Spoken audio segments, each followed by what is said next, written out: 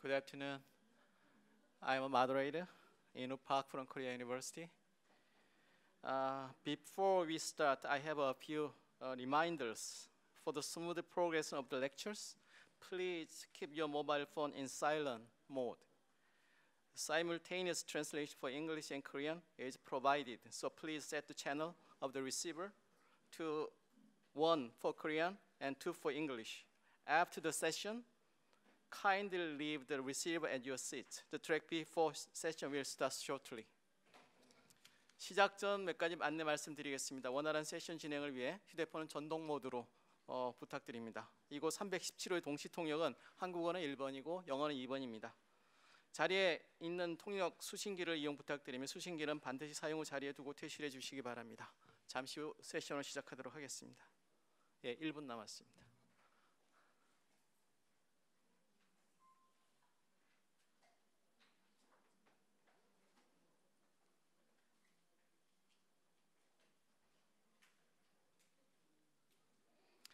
안녕하세요. 다시 인사드리겠습니다. 저는 고려대학교 교수 박인호입니다. 2019년 일레인 코리아 컨퍼런스 2일차 트랙 B4 좌장을 맡았습니다. 지금부터 2019년 일레인 컨퍼런스 트랙 B4 교육의 게이미피케이션, 배움을 플레이하다 세션을 진행하겠습니다. 이번 세션은 국립중앙대학교 네트워크학습기술대학원 주링 쉬 교수님께서 Connecting to the World and SDGs through Interdisciplinary Robotic Games를 주제로 말씀해 주시겠습니다. 다음은 강원대학교의 김상균 교수님께서 가르치지 말고 플레이하라는 주제를 발표하시고 마지막으로 방원중학교 정진환 교수님께서 선생님께서 게임을 활용한 코딩 교육, Computational and Mathematical Thinking에 대해 발표해 주시겠습니다. 이번 세션은 세 분이 각각 30분간 발표하는 시간을 갖고 약 10분간 참가자와의 질의응답 시간을 갖도록 하겠습니다. 참가자분들께서는 프로그램북과 앞에 스크린에 있는 QR코드를 촬영하셔서 모바일 실시간 질의응답 시스템으로 입장해 주시면 감사하겠습니다. 강의를 들으시면서 궁금한 점이 있으시면 이곳에 질문을 올리시거나 질문에 공감을 표시해 주시면 강연 종료 후에 제가 직접 질문을 읽고 답을 얻도록 하겠습니다. 많은 참여를 부탁드리도록 하겠습니다. 다 알고 계시겠죠? 이미 여러 번 하셨기 때문에. 먼저 주링시 교수님께서 발표를 시작하도록 하겠습니다. 주링시 교수님은 디지털 학습, 게임 기반 학습, 모바일 학습 및 기술 매개 교육에 대한 교수 설계와 정성 연구에 주력하며 다학제적 교육 실무 활동을 하고 있습니다. 주링시 교수님 발표 주제는 Connecting to the World and SDGs through Interdisciplinary Robotic Games입니다. 부탁드리겠습니다. 연단에 올라와 주시죠. 감사합니다.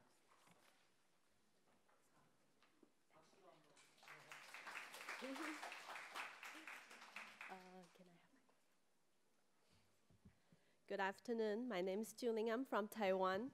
Today I'm going to do my talk by telling you a very long story.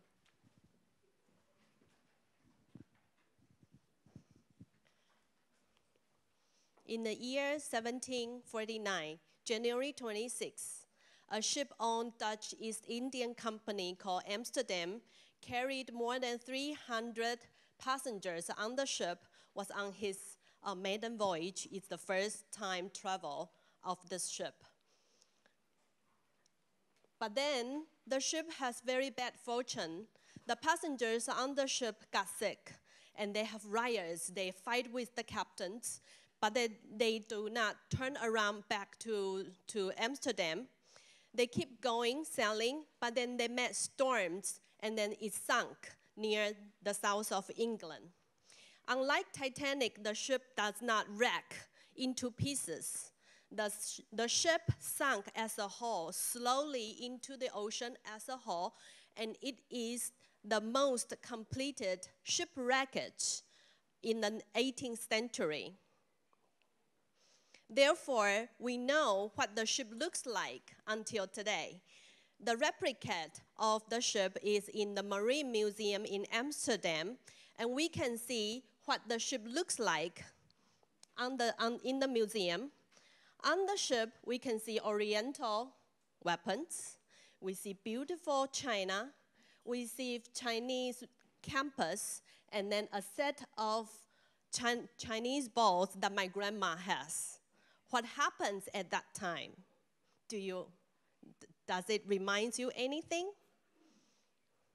On the ship, other than wines and clothes and gold and silver, there are also a lot of spices that's carried on the ship. That reminds us, in the 15th and 16th century in European country, in the European history, it is the Great Voyage time. It's the age of discovery. The European countries, they sail their ships around the globe and do trades. And of course, these ships also pass through Taiwan, where I come from. The Dutch people in the Dutch colonial time in Taiwan, they built this castle called Zeelandia in my town where I come from. And this is the history of the age of discovery. In the last decade, in the last 10 years, in my research time, I do Taiwan history RPG game. Do you know RPG game? That's the role play game. We create Taiwanese histories in the game. We build 3D models of Taiwan buildings in the game. We put in the Taiwan histories in the game. We also have a martial arts system playing by Connect in the game. So it's very interactive, it's very good. And the teachers in elementary schools, they let the students play it a lot. But then we found those RPG games are not as functional as those in the classrooms because the teachers have to bring the students into the computer labs and they have to play the games for a long time in order to learn history. I think, no. In the year 2014, I took my kids to Europe, and this is in London. We went to this playground, and we found this is what we call game. What is game? Game is kids' life course. It's very important to children, but it is also very important to adults. It is public sports. We also play games as adults. It should be thinking tanks because people learn in the games while they are playing. And when my feet was set in the sand in the playground, I realized games is to create environment that is filled with human interactions. Games are for people to interact with each other instead of people with computer only. I created very good RPG game. It's people with computers. But then I realized we have to put in more between people, human.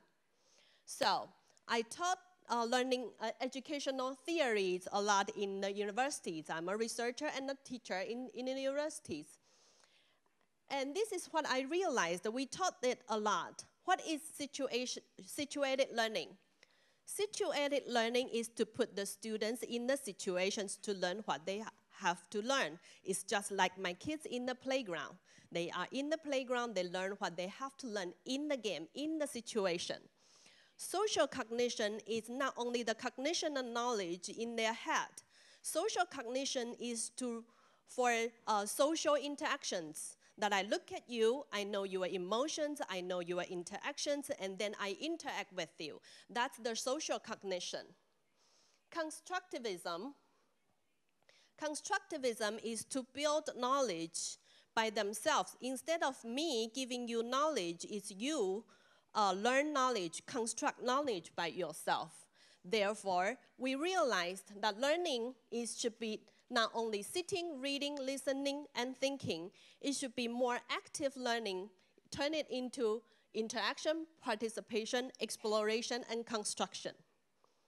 Now, this is my thought. I want to bring the games into the classroom instead of the computer lab.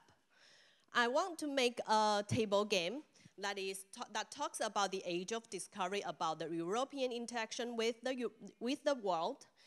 I want it to be a table game that has 4 learning modes. I call it NICE learning mode. NICE, narrative, talking about history; investigative, to help the students to learn deeper; strategic, to let their learning knowledge more strategic and more higher level in cognition, and explorative to know more things around them. So higher, deeper, and wider. How do we do it? I created this table game called Fragrance Channel, only trading for spices, fragrance channel. We took the map, we put the European colonies marks on the map, we put spices marks on the map, and the students, they role play European countries instead of just somebody, like in the Monopoly as a chess. It has to role play with as somebody.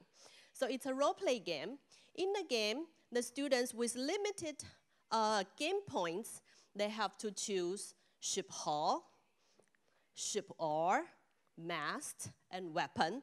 That decides the size of the ship, the power of the ship, and how far the ship can go. So every time the students play the game, their ships are different.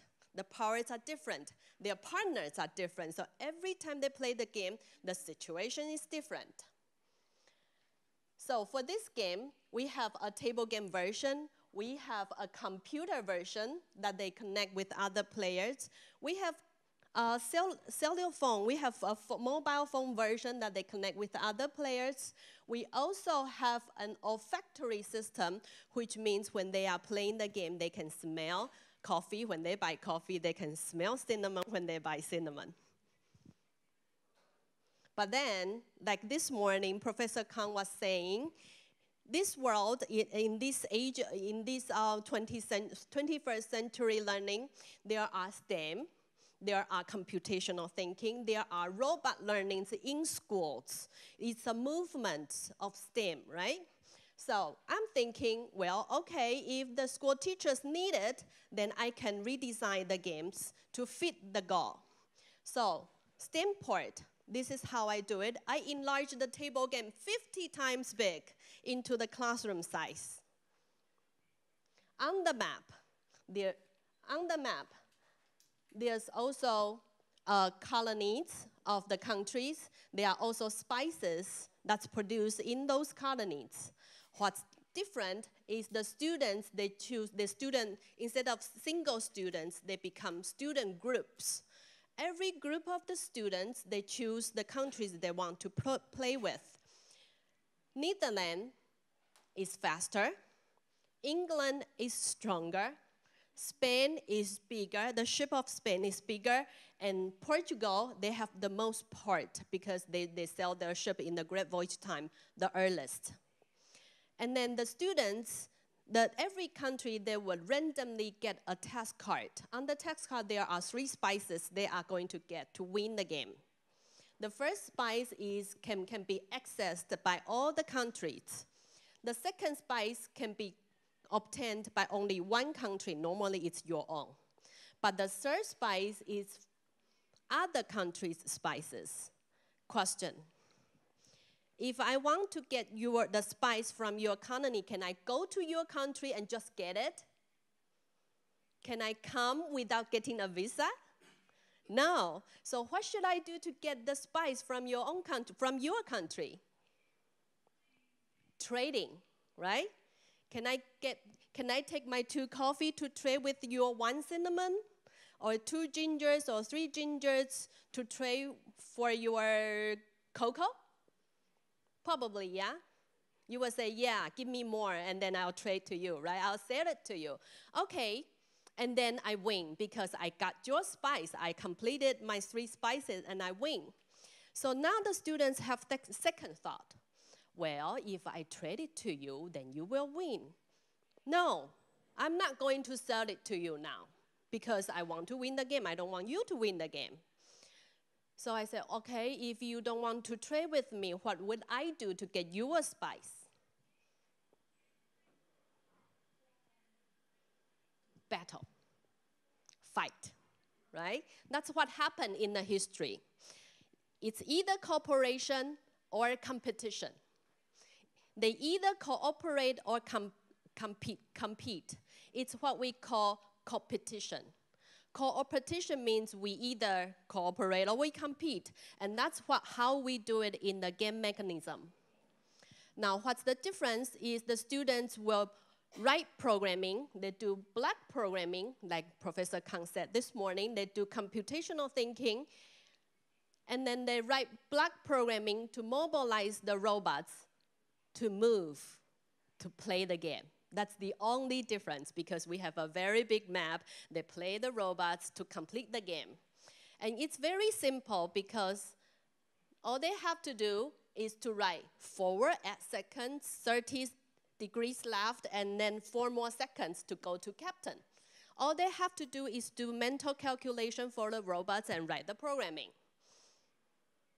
My kid's 5 years old. He can learn to mobilize the robots in 2 hours. So all elementary students can do it, no problem. When the ships are going into battles, we put balloons on the robots and they do remote controls to fight. Okay, this is what they do in the game. They will shell their robots. They will put weapons on the robots. They can put the balloons on their robots, and they start to play the game. They equipped. So for the complete curriculum plan, this is what we do. Not only the game, before the game, they have to do unplugged programming coding class. They have to do coding with Block Editor. They have to code for the robots class. And then they have to do making of the robot ships. They have to put weapons and do mechanisms. Sometimes, and very often, we teach mathematics, because they have to calculate the distance, the speed, and the angles, and also the concept of space. 2D mathematics on the paper, they do it well. But when they take the GPS and walk on the street, they don't do well. Okay, so it's the concept of space. And at the end, they also do makers. They make their own ships, and then they play the game. So now, the robots are the partners of the kids. They go to the big space. The students were put into groups. Every group, we gave them a computer and a robot they make. Every group, normally we put 4 students in one group. It can be 3, it can be 5. We won't suggest more than 5, because the kids will have nothing to do. So if we have 4 kids in a group, each one of them would have a role. We have a navigator who are on the map, calculate the steps, 1, 2, 3, write 3 seconds, please. So the captain will write 3 seconds into their block programming. So there's a navigator, there's a captain. There will be a trader who will count the spices and decide where to go. And also we have a warrior who do the fightings. Kids cooperate in the game. This is 2nd year student, this is 3rd year student. It can go to 5th year, 6th year, all elementary school students can be in the game. They cooperate, they discuss about where they go, and then play the game. Put their hands onto the game, and they can get really excited when they are playing. The students can be so good at block programming that they can teach their own teachers to do it. So teachers, do not worry, the kids know better. We also bring the games to Aboriginal schools into the mountains in Taiwan. The students, they have less contact to technology. They can still play in the game, no problem. The kids, they can observe, they learn from each other. They go to other groups to observe and learn, and then sometimes steal information for their own groups. They will ponder, they will wonder. They will think, and they are the center of learning. The teachers, they are history teachers, Chinese teachers, they are the computer teachers. They say, we want to play with the kids, we want to learn too. So they are in the game. Do you think they are better than the kids? No. They have to take the small map, they have to take their rulers, they have to calculate the distance. They have to put the small maps on the big map and try to find the directions.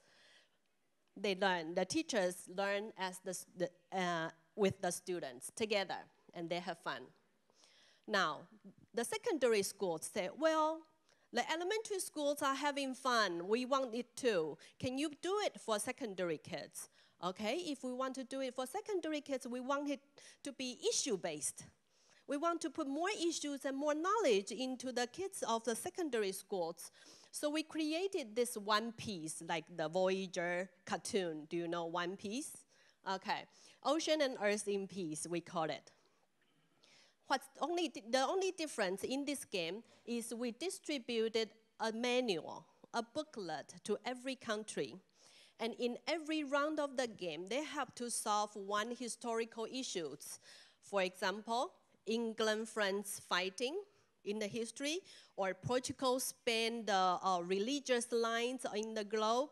They have to solve one global historical question before they sell their ships. They have to do more negotiations. They have to understand the history and then do negotiations with each other. So instead of just mobilize their robots, they have to talk to each other more. So this is what I call the summit game. It's like the leaders of all the countries get together, they talk about issues and negotiate. It's the summit game. Now, we are thinking, we need to create environment, not just to the Great Voyage time, it's just one piece of the history. We need to connect the students to more to the world and even to the SDGs, right? We are thinking about, well, can we bring up the historical issues also onto the SDG level? But then the SDG level sometimes are very sensitive because it's about environmental pollution, it's about poverty, it's about unfairness, right? Sometimes it's very sensitive. And how are we going to do it? Now, we do the summit games into the SDG level, and we transform the context into Callisto Summit, into the space, abstracted into the scene that's not so sensitive. So we call it Callisto Summit. This is the story. In the space, in the planet Callisto, there are 6 space stations because we have to, all the humans and robots, we are evaded. It's too crowded in our planet right now, right? So we are moving to Callisto. So we have 6 space stations. It's called Earth, Wood, Water, Metal, Air, and Fire, just like the Chinese Taiji thing, okay? So the Earth and Wood, they are the bigger base stations. They are richer. They have more factories built. They have more robots and people in their base stations. They have more resources. But then they have to suffer from other robot movements to their space, to their base station. Metal and Water, they are smaller countries, so they don't have that much resources to feed or produce their robots. So they have to move their robots to the big base stations. And they also want to do some development to get money to become richer. Fire has very little resources as well, so he wants to open more factories. He wants to earn more money. Once he opens the factories, then the adjacent area will be polluted. That's what happened. So Fire keeps making developments and making more pollutions. So Air, they say, no, too much pollution. We want environmental protection. We want the space to be clean. So he's into environmental protection. So all of them have their own goal. They have their own task. They have something they want to do. So now they have to do negotiation. And this is the beginning setup. The red circle, develop of factories or prevention. The black circle, if there's factory next to it, it's polluted. Factory pollution, factory pollution, factory pollution. But then if the space is empty, you get space diamond. So we have a lot of space diamond now in the beginning of the game. And the green triangles are robots. So empty space for robot. Do you want more robots into your country? Think about it. We don't know. So the students are put into the game. Every group, they also have a role. We have a president who makes declarations. They have to stand up and say what they want to do. We have Ministry of Diplomacy. Those are the people who goes to other countries and do negotiations. We have Minister of Internal Affairs. They do group discussion and then decide their tasks. We also have a few people's representatives who write programming and take actions. Now, 6 base stations, 6 robots, 6 manuals. Every manual is different because they have their own tasks. They have badges to say who they are: president, diplomat, internal affairs, and people like that. And those are badges that we track their movements.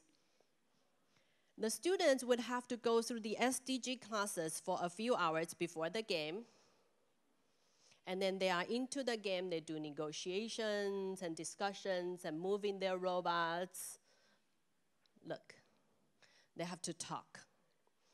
And then at the end of the game, we will have to get the students together and look at the game, the results of the game together.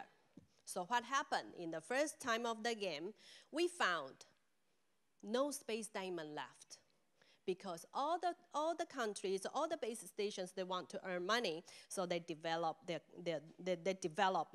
build factories, then they pollute the environment. They take the space diamonds to feed their own robots. All what they do is want development and taking resources. And then I asked them, are you happy about it? Some base stations are really happy about it. Some base stations don't. Some win, some lose. And then they say, teacher, who wins the game? I say, nobody wins the game, because the world is unbalanced now. He's happy, you are not. This is not the world that we want. It is a world peace game. It is a summit game. We want it to be a win-win situation. You win, he has to win too. We do not like this. We don't have any space diamond left. We don't have any resources. We are all developed. So what? So they have to think about it. I said, if you have another chance, what will you do? So then I said, go back to your group. I'll reset the game. Let's do it again. Guess what happened for the second time? They don't take the space diamonds. They trade. What they trade by talking. They say, don't immigrate. Don't move, don't develop. Don't build factories. I'll give you the resources I have. And then you give me the space diamonds that you have. We trade. They trade tasks. They become a more negotiation game, and then they work toward the world peace and win-win situation. And that's what happened for the second time. The students get the chance to think about it, to experience what SDG really means. So this is what we reflect with them. And these are the games that we do in Taiwan and spreading to the world. We have been to Hong Kong, been to Japan, and the pictures that you just saw, we went to America. And maybe sometime in the future we can come too if we got the chance to introduce it to you. And this is what we call STEM to STEAM. You know, STEAM is plusing the art, right? Adding the art element, plus maker. And it is an interdisciplinary class. It is by STEAM, science, technology, engineering, that they have to build their ships. They have to paint and then make their ships, arts, and mathematics. And also, I added charm. What is charm? Charm is about culture, humanities. Adventure education means to experience, to cooperate, and group development. That's adventure education. And then, of course, everything starts from reading. They have to read a lot about history and geography. They have to know the map. They have to know the international relationships. And then they put their hands on into makers. Doing one thing that requires knowledge and skills from various subjects. So instead of distributing one topic to mathematics, to histories, to arts, and to reading, we are doing one game to incorporate all the subjects into one, in 3 hours or in 2 hours, and we let the students to experience it. In this model, there are 4 elements that's essential: students, companions, Normally, it's their peers or strangers. Objects, and then mobile devices, that's technology. And what happens is they have to communicate first in the game, and then they form their knowledge. They think about where we go, what space we buy, and who to negotiate with. Then they do the hands-on operation. In the meantime, they reconstruct their knowledge. They manage people, manage objects, manage money, manage the world. And then they observe from each other and do knowledge synthesis to have a complete knowledge about either the world or the history or SDGs.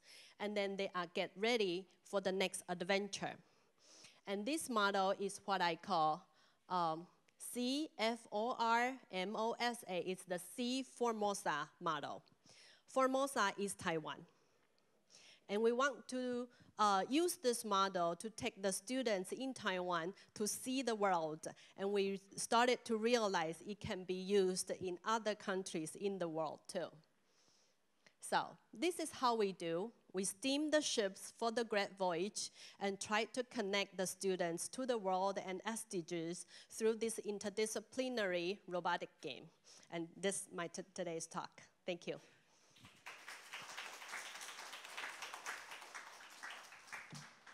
예, 감사합니다.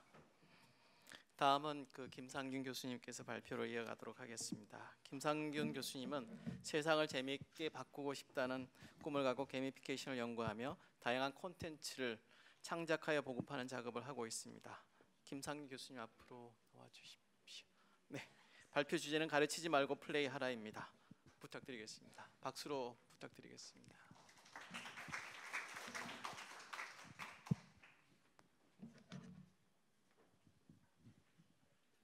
예, 제가 시 교수님 발표를 들으면서 두 가지 생각을 했거든요. 처음엔 다 발표를 듣고 있는데 제 등 뒤에서 아무런 소리가 안 들리더라고요.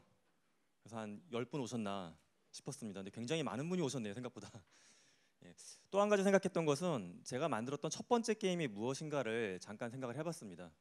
제가 만들었던 첫 번째 게임이 이제 시간적으로 보면 24년 정도 전에 만들었던 거더라고요. 24년 전에 만들었던 온라인 게임, 일반 게임입니다. 그냥 재미를 위한 게임을 만드는 게 제 첫 번째 작업이었는데 그 작업 이후로 이런저런 일을 하다가 제가 이제 게이미피케이션을 연구한 지가 올해 또 횟수를 따져보니까 한 15년째 되고 있는 것 같습니다. 사실 이제 이런 강연 자리 쓸 때마다 좀 고민이 되는 부분이 있습니다. 그렇게 길지 않은 시간이고 또 이제 청중들도 굉장히 다양하게 오시는데 과연 어떤 말씀을 드리는 게 좋을까 좀 고민이 됩니다. 오늘 제가 이제 준비한 내용은 게이미피케이션이 무엇인지를 말씀드릴 필요는 이제 없지 않을까 생각을 해봤습니다. 왜냐하면 제가 이러닝 코리아에서 강연을 한 횟수가 올해로 3번째인가 4번째인가 되더라고요. 근데 그 이야기를 하지는 않을 것 같고요. 오늘은 필요성에 대해서는 한 번 더 언급을 해보려고 합니다. 이게 왜 필요하고 그 필요성을 막고 있는 장애 요인이 무엇이고 그리고 제가 최근에 하고 있는 작업들이 무엇인지를 소개를 드리면서 앞으로의 방향을 한번 설명드려 보도록 하겠습니다. 제가 주로 만나고 있는 학습자들은 성인 학습자들이 많은 수가 되고요. 그 다음에 이제 청소년들도 만나보고 있습니다. 저는 이제 게이미피케이션이 꼭 필요하다고 생각하는 이유가 화면에 나와 있는 이 수치들 때문에 그렇게 생각을 합니다. 자, 여러분들은 아마 대부분 이제 자발적으로 오신 분들 같아요. 그러니까 굉장히 열심히 지금 앞에 집중해서 듣고 계신데 기업들에서 하는 교육을 보게 되면 자발적이지 않은 교육들이 거의 대부분이죠. 흔히 집체 교육이라고 부르는 방식이죠. 기업에서 어떤 교육을 준비를 하면 몇 번을 또는 몇 시간을 들어야 된다라는 필요성 때문에 직원분들이 쭉 앉아갖고 듣습니다. 저는 이제 그런 교육을 하는 장면이 있을 때 몇 번 양해를 구해서 조사했던 수치가 있어요. 과연 이분들이 듣고 있을까? 되게 궁금했어요. 몸은 와 있는데 과연 정신도 와 있을까? 제가 조사했던 수치는 제가 예측했던 것보다는 좀 더 낮게 나왔습니다. 제가 대략 몇백 명 정도를 대상으로 조사를 했다라고 말씀드릴 수 있는데 그분들이 이야기했던 나는 보통 이런 강의에 들어오면 열심히 듣는다 라고 답을 한 비율은 10에서 20% 정도였어요. 생각보다 많이 듣는 것 같다는 표정도 나오기도 하고 좀 그러냐라는 좀 암울한 표정도 나오는데 제 개인적으로는 생각보다도 더 낮았었어요. 밑에 있는 9.2는 뭐냐 하면 많은 기업들이 요즘에 이러닝, 지금 오늘 이제 뭐 컨퍼런스의 큰 테마도 이러닝인데 이러닝을 많이 만들잖아요. 뭐 저희 대학도 그렇고 웬만한 대학이나 웬만한 기업에는 온라인 학습 플랫폼을 거의 다 갖고 있더라고요. 근데 기업들이나 대학들이 우리 플랫폼에서 정말 사람들이 공부를 하고 있느냐, 배움이 발생하느냐의 지표로 하나로 보여주는 게 이수율입니다. 이수율. 기업 이러닝 플랫폼이나 대학 이러닝 플랫폼의 이수율은 굉장히 높습니다. 적어도 80%가 넘어요. 보통 90%대예요 다. 굉장히 만족스러운 수치죠. 그런데 정말 그들이 보고 있느냐? 이거에 대한 하나의 지표로 제가 이제 갖고 온 수치가 9.2%입니다. 강제적으로 듣고 있는 게 아니라 정말 자발적으로 이런 일이 발생했을 경우에 사람들이 얼마나 끝까지 그 과정을 듣느냐. 바로 K묵에서 몇 년 동안 나왔던 이수율 평균치가 9.2%예요.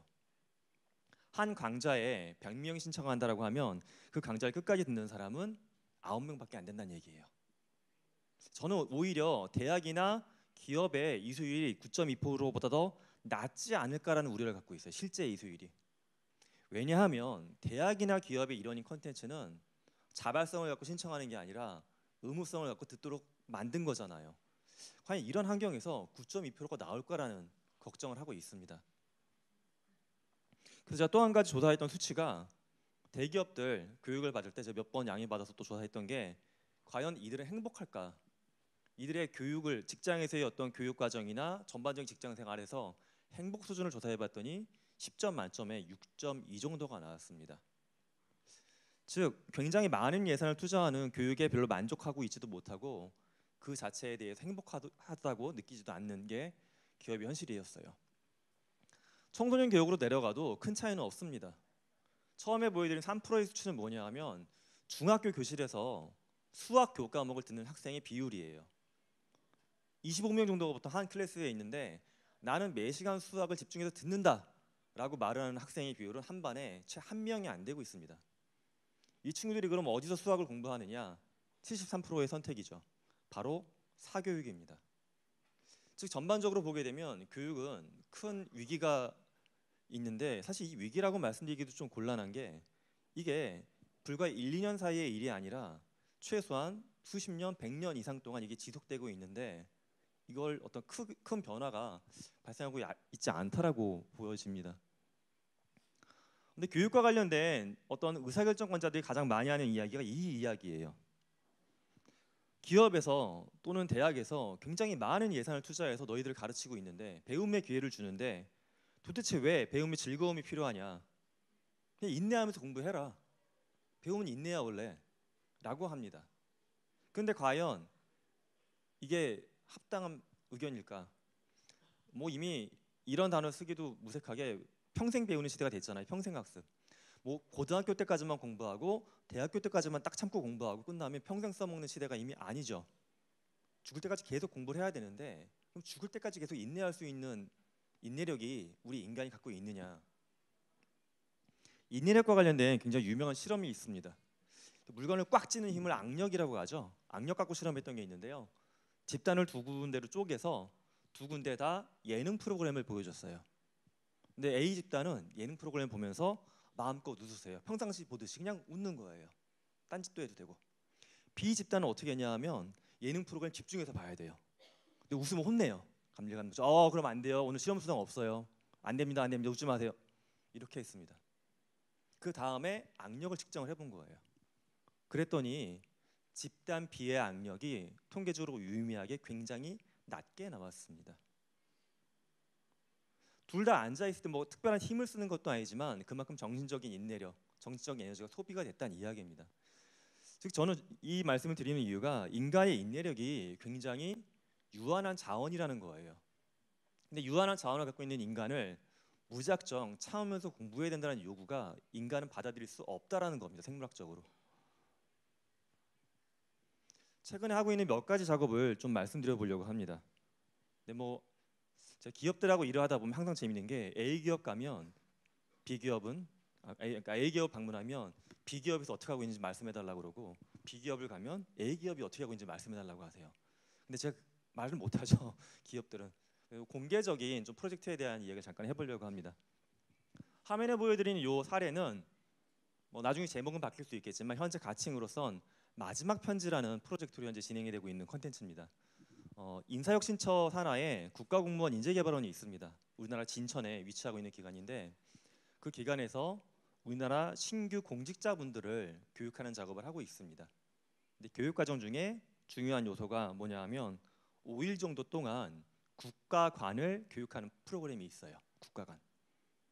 국가관 교육은 지금 여러분 머릿속에 떠올랐던 바로 그런 것들을 교육한다고 보시면 돼요. 뭔가 애국하는 마음이 있어야 된다. 봉사자의 마음이 있어야 된다.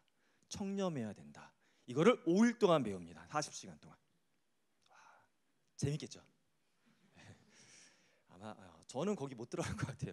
저는 인내심이 굉장히 낮은 사람이기 때문에 못 들어갈 것 같아요. 그래서 이제 이 작업을 인사혁신처에서 진행을 하셨습니다. 지금 이제 온고잉 되고 있는 프로젝트인데 현재 기본적인 설계가 끝나고 개발업체 선정이 거의 끝났기 때문에 아마 빨리 개발을 해서 올 겨울부터 시범 운영이 될 것 같은데 이 콘텐츠가 추구하는 바는 뭐냐면 국가간 12가지 가치가 있어요. 근데 12가지 가치를 과연 성인 학습자들한테 어떻게 전달해야지 효과가 날 것이냐 이런 거예요. 그러니까 애국심을 가르친다라는 게 뭘까? 애국심의 정의. 뭐 대충 우리가 어떻게 정의할 수 있겠죠. 국가를 사랑하고 아끼는 마음, 뭐 내 몸도 희생할 수 있는 정신. 그런데 5일 동안 이걸 가르치면 교육의 목적이 달성이 된 건가? 아닌 것 같아요. 저는 그거를 몰라서 애국심을 발휘하지 않는 건 아니겠죠. 그러니까 인간의 행동이 변화되는, 행동이 전이되는 것은 5단계의 모델을 흔히 얘기하는데요.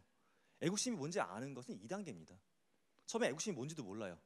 그랬다가 어느 정도 윤리교육 받고 어른이 되면서 애국심이 뭔지는 누구나 다 알아요. 문제는 3단계부터가 발생하는 겁니다. 그렇지, 애국심이 나한테도 필요해, 나 실천할 거야 라는 마음가짐을 가져야 되는데 사실 우리나라 공직자들, 저도 뭐 국립대 교수니까 공직자긴 합니다. 저를 포함한 공직자들의 과연 몇 %가 3단계까지 마음이 가 있는지는 일단 저부터도 반성을 하고 있습니다. 4단계는 뭘까요? 실천하는 단계죠. 실천. 자, 그럼 40시간 동안의 윤리교육을 통해서 인간의 마음을 어디까지 끌고 갈 수 있을 거냐? 저는 4번째는 아니더라도 최소한 3번째까지는 가야지 5일 동안 40시간을 쓴 시간과 비용, 사람의 노력에 대한 가치가 존재하는 교육이라고 생각을 합니다. 지금 만들고 있는 콘텐츠는 바로 그런 점에 주안점을 더 가지고 만들어 보고 있어요. 근데 참 아쉬운 점은 여전히 그런 게 있어요. 이런 기존에 있던 교육 콘텐츠를 게임으로 바꿀 때 보면 항상 많은 교육을 준비하거나 운영하시는 분들은 항상 원래 가르치던 콘텐츠의 양적인 부분에 집착을 굉장히 많이 하십니다. 원래 우리는 5일 동안 12개의 가치관에 대해서 한 분량으로 보게 되면 뭐 예를 들어 400페이지의 흔히 장표, 책을 나갔는데 이거를 게임으로 이렇게 바꾸다 보니까 한 100페이지, 뭐 200페이지밖에 진도가 안 나가지 않나요? 라는 부분에 대해서 굉장히 두려워하세요. 뭔가 충분히 나갔다라는 생각을 못하는 것 같아요. 이건 어떻게 보면 약간 저런 것 같아요. 뷔페 식당 갔는데 일단 뷔페 식당 가면 좋은 음식도 좋은 음식이지만 많이 먹어야 된다라는 우리 강 박사님 생기죠. 접시를 그득그득 담고 나중에 남기면 벌금 10,000원이라고 붙여 있지만 그거 딱 무시하고 접시에 맨 마지막에 나갈 때 살짝 뭔가 남아서 쓱 나갈 때 오는 마음의 포만감, 그거를 교육 현장에서도 좀 원하시는 것 같아요. 굉장히 많은 양을 나가야 되겠다. 하지만 정말 중요한 게 이 교육의 목적인지 한번 다시 돌이켜볼 필요가 있습니다. 정말 400페이지의 장표를 쉴 새 없이 넘기는 게 목적인지, 아니면 이 사람이 12개의 국가관 중에 정말 한두 개라도 온전히 이해하고 실천하고자 하는 마음을 가지고서 진천을 떠나는 게 목적인지를 고민해볼 필요가 있는 겁니다. 근데 이 부분이 사실은 어떤 특정 국가기관의 문제가 아니라 제가 만났던 거의 모든 기업이 갖고 있는 공통적인 고민이었어요. 기업들이 대부분 요즘에 뭐 비전, 기업의 철학, 핵심 가치에 대한 교육들을 하시잖아요. 근데 사실 이 부분에서 과연 직원들이 그 기업이 갖고 있는 철학이나 핵심 가치에 정서적으로 동화를 하느냐? 제가 만났던 거의 모든 기업들은 용어는 달랐지만 청렴해야 된다, 정도를 지키는 경영을 해야 된다, 이런 것들을 갖고 있어요. 근데 과연 직원들이 정말 청렴하고자 하는 마음을 가지고서 1박 2일 교육장을 떠나는지 여러 가지 의문이 든다라는 겁니다. 두 번째는 현재 식품의약품안전처와 진행하고 있는 콘텐츠가 있습니다. 사실 이게 얼마 전 학술대회에서도 한번 발표했던 거기 때문에 제가 그 정도 레벨로 데이터를 가져와 봤습니다. 식약처에는 굉장히 다양한 시뮬레이션 훈련들이 들어가 있습니다. 사실 어떤 이렇게 의사결정, 굉장히 복잡한 의사결정을 해야 되는 기관들에는 시뮬레이션이라는 어떤 교육 방법이 이미 오래전부터 많이 쓰여지고 있죠. 실제 그 상황을 들어갈 수가 없기 때문에 그 상황을 모사한 것들을 제시해주고 풀어보게끔 만드는 겁니다. 그런데 이러한 시뮬레이션 학습 환경에서 학습자들이 과연 어떤 정서적인 감정을 느끼느냐? 제가 만나본 대부분의 학습자들은 시뮬레이션 환경에 뭔가 그림이 등장하거나 효과음이 나온다 쳐도 이것을 굉장히 재미있고 흥미로운 경험이라고 인식하기보다는 그냥 하얀 종이에 검은 글씨가 써져 있던 시험의 그래픽 버전이다 라고 인식하셨던 것 같아요. 시뮬레이션이 그나마 한두 개를 끝나면 괜찮겠는데 시뮬레이션이 8개, 12개, 며칠씩 진행될 때 과연 견딜 수 있느냐? 아까 봤던 인내력 문제가 나오는 겁니다. 악력 유지가 될 수 있느냐? 근데 현실적으로 보면 또 한 가지 어려움은 그럼 이걸 바꾸기 위해서 기관이건 기업이건 어느 정도의 예산을 투자할 수 있는가와 관련된 또 문제가 있습니다.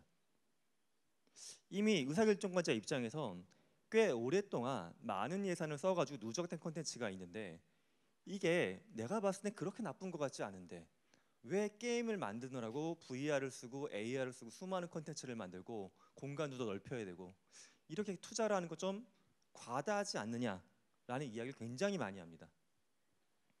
그래서 가장 기본적으로 접근할 수 있는 게 그럼 인간은 과연 무엇에 몰입할 수 있는가? 인간의 게임적인 경험은 인간의 머릿속 어디에서 발생하는가를 고민해 볼 필요가 있어요. 뇌과학적으로 보게 되면 이런 겁니다. 우리가 게임을 할 때 내가 만약에 칼싸움을 하는 게임 또는 FPS 게임, 한국에서 가장 많이 팔리는 게임은 일단 칼이나 총이 있어야 됩니다. 판매량 1등이에요. 그건 압도적입니다. 어쨌든 칼이나 총을 두고 이제 뭔가 게임을 하는데 정말 칼이나 총을 들고 있는 건 아니죠. 하지만 몰입이 되죠. 내 이야기로 인식을 합니다. 왜 그러냐 하면 인간의 머릿속에 거울 뉴런이 존재하기 때문에 그런 겁니다. 고등생물한테만 존재하는 거고 인간의 뇌에 한 3영역 정도에 분포되어 있습니다. 인간이 갖고 있는 거울 뉴런은 내가 직접 경험하는 게 아니라 이야기만 듣거나 봐도 마치 드라마를 보거나 웹툰만 봐도 그 이야기의 전설계를 이해하고 나를 거기에 동화시키는 그런 현상이 발생을 하게 만듭니다. 자, 이 부분에 착안해가지고 가장 기본적으로 접근할 수 있는 게 이야기입니다.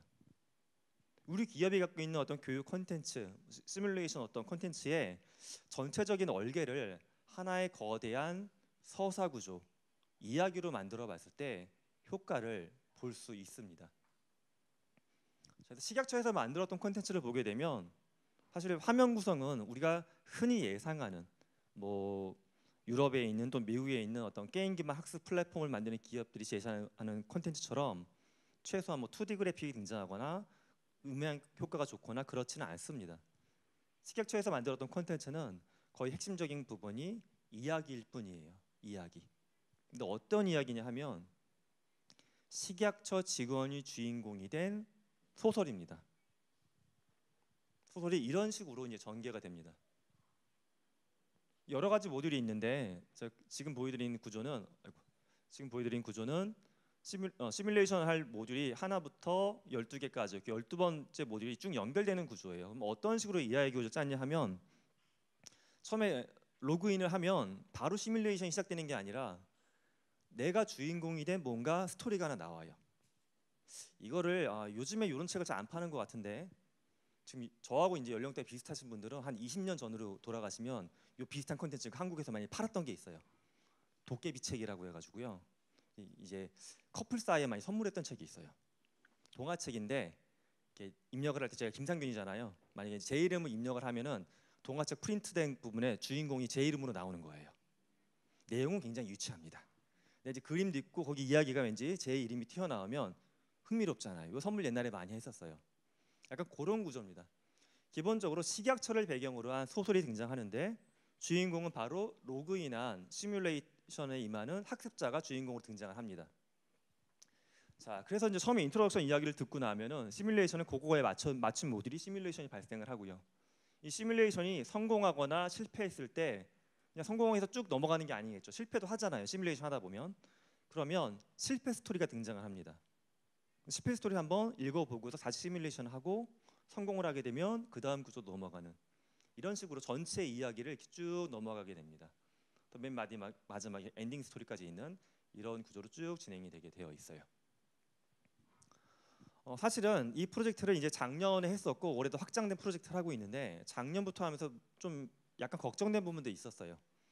과연 인구 통계학적으로 식약처와 같은 기관은 제가 조사해본 바에 따르면 그렇게 게임적인 경험을 풍부하게 해보신 분들도 아니고 그 다음에 그분들이 좋아하는 게임의 특성도 조사를 해보면 굉장히 좀 특정 영역에 집중되어 있는 경향을 보입니다. 연구 직종에 계신 분들은. 근데 과연 어떻게 보면 밋밋할 수 있는 이야기 기반의 이런 게임적인 경험이 과연 학습자들한테 몰입감이나 즐거움을 줄 수 있을까라는 고민을 갖고 시작을 했는데 결과는 꽤 만족스러웠습니다. 그래서 작년에 저희가 이제 진행했던 게 시뮬레이션 모듈 한 8개 정도를 놓고서 했었고 올해는 그거에 한 3배 정도 모듈을 확장을 해가지고 이 작업을 구축하는 작업들을 계속 해나가고 있습니다. 그래서 이 사례에서 드리고 싶었던 메시지는 굉장히 많은 어떤 흔히 게임 개발에 들어가는 테크니컬한 기법들이 적용되지 않더라도 전체 이야기 구조를 잘 짜시는 것만으로도 학습자의 경험을 크게 바꿀 수 있다는 점이 되겠습니다. 그 다음은 가장 어려운 과업 중에 하나인데 바로 이러닝 플랫폼 그 자체입니다. 제가 특정 플랫폼의 이름을 대기가 뭐해서 그냥 플랫폼 X라고 정했는데 제가 어떤 기업의 B2B 또는 B2C 또는 그 인하우스 이러닝 플랫폼 작업을 몇 번 해봤는데 작업을 하다 보면 항상 공통적인 문제점이 있습니다. 일단 대부분의 이러닝 학습은 이렇게 진화하고 있어요. 마이크로 러닝 해야 된다. 클립이 굉장히 작아지고요. 그다음에 소셜 러닝. 그래서 공개된 콘텐츠들도 끌고 오고 이거를 다시 내보내는 기능을 갖고 있기도 하고요. 또는 학습자 간에 서로 도와주는 피어 러닝 부분도 거의 대부분의 현재 이러닝 플랫폼은 다 구축을 하고 있습니다. 그런데 실제적으로는 이런 두 가지 문제점을 볼 수가 있어요. 문제가 뭐 많긴 하겠지만 제가 가장 중요하게 보는 문제점이 두 가지입니다. 이러닝 플랫폼에 들어있는 콘텐츠의 양이 너무 많아요. 너무 많을 때 사람은 보통 둘 중에 한 가지의 감정을 느끼죠. 마치 망망대해에 배를 띄웠을 때 생각을 해보세요. 끝이 보이지 않으니까 나는 탐험을 하고 싶다. 내가 마젤란이 돼가지고 이런 마음을 가질 수가 있겠지만 또 하나는 이 망망대해 자체가 굉장히 두려운 겁니다. 도대체 전체 지식 구조의 얼개도 안 보이고 얼마만큼의 양이 이 플랫폼에 와 있는지도 보이지도 않아요. 근데 이거를 네가 뭔가 자발적으로 학습을 해나가라 이런 식의 구조예요. 여기서 저는 전자보다 후자의 감정을 느끼는 사람들을 좀 더 많이 만났습니다. 두렵다, 막막하다. 두 번째 문제점은 피어 러닝을 해야 되는데 도대체 피어가 누구냐의 문제가 있어요. 기업이 바라는 건 상황은 이래요. 업무 시간에 열심히 이제 업무하고 뭐 쉬는 시간 또는 교육을 갔다 와서 교육과 관련된 영상을 누가 봤다 보고 나면 예를 들어 팀장님도 모르는 게 있으면 거기 질문을 해요. 거기다가 영상을 딱 클립해. 그러면 팀원이 아는 게 있으면 팀원이 거기다 리플라이해서 댓글도 달아주고 그럼 다시 팀장님 고맙다고 하고 서로 좋아요도 막 눌러주고 이런 거 이제 기업에서 원하는 그림이에요. 근데 실제 그렇게 소통이 발생하느냐? 거의 발생하지 않습니다. 영상을 본 접속자 수는 나중에 서버의 로그를 열어보면 꽤 높아요. 근데 그 버튼 하나 누르는 게 뭐 힘들다고 좋아요도 되게 안 눌러주고 질문은 더 안 합니다. 누군가 질문해도 답변도 굉장히 안 해줘요. 그래서 기업에 있는 의사결정권자들은 신기한 거죠. 내가 알고 있는 SNS 속 직원들을 보면 다른 모습이거든요. SNS 속 사람들을 보게 되면 회사에다 시킨 것도 아니고 돈을 받는 것도 아닌데 그렇게 자기의 노하우를 막 아름다운 문장으로 날리고 사람들이 질문하면 또 바로 리플라이 해주고 하는데 왜 돈을 받고 일하는 회사 더 잘 만들어진 플랫폼인 것 같은데 왜 여기서는 이들이 안 움직일까에 대한 고민을 갖고 있습니다. 제가 이제 문제를 길게 말하는 이유는 저도 아직까지 이 부분에 대한 답을 명확하게는 못 찾았어요. 사실은 뭐 많은 논문을 보기도 했고 사실 제가 본 논문 중에 대만에서 굉장히 좋은 연구가 있었던 것도 봤고요.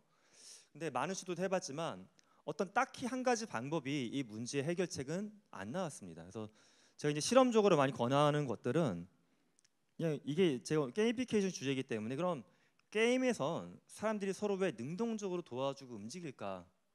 그 부분을 보면 사실은 하나의 큰 답은 찾을 수가 있어요. 뭐 제가 했던 연구는 아니지만 예를 들어서 뭐 NC 소프트의 어떤 MMORPG에서 했던 실험이 있었는데 이런 걸 실험했었어요. 거기서는 처음에 신규 유저가 들어오면 고렙 유저들이 도와주느냐? 도와줘요. 근데 신기한 건 누군지 모르고 도와주는 거예요. 내가 도와주는 사람 중에 사실 헤어진 전 남자친구가 있을 수도 있고 오늘 나 회사에서 혼냈던 부장이 있을 수도 있는데 열심히 도와줘요. 근데 이것도 중요하지만 더 중요한 거고 다음 스텝이에요. 도움을 받았던 사람들이 나중에 어떤 사람으로 바뀌느냐. 자기가 저렙 유저일 때 고렙 유저한테 도움을 받았어요. 그럼 이들이 고렙 유저가 됐을 때 어떤 인간형이 되느냐. 남을 열심히 도와주는, 확률적으로는 80%의 유저가 그렇게 진화가 됐습니다. 잘 도와주는 유저로. 저는 여기서 중요한 것 중에 하나가 익명성이라고 해요. 익명성. 관계를 편하게 만들어주는. 하지만 많은 기업이나 기관들은 익명성을 굉장히 두려워하죠. 배움의 플랫폼이긴 한데 배움의 공간이지만 거기다 익명성을 허락을 했을 때 뭔가 회사와 관련된 하지 말아야 될 이야기가 나오지 않으면 그 부분에 대한 고민을 엄청나게 많이 하십니다. 그런데 제가 만나봤던 대부분의 학습자들은 굉장히 저는 이성적인 인간이라고 생각을 해요. 배움의 공간에다가 그런 걸 배설하는 사람은 거의 없습니다. 저도 이제 수업 시간마다 학생들하고 익명 플랫폼을 쓰고 있는데 제가 익명 플랫폼을 쓴 지가 5년이 넘었는데 단 한 번도 저한테 쌍욕을 하는 학생은 없었어요. 물론 이제 약간의 섭섭함은 이야기하지만 제가 수긍할 수 있는 정도의 레벨이었습니다. 근데 왜 그렇게 두려워하시는지 잘 모르겠어요. 그 부분에 대해서.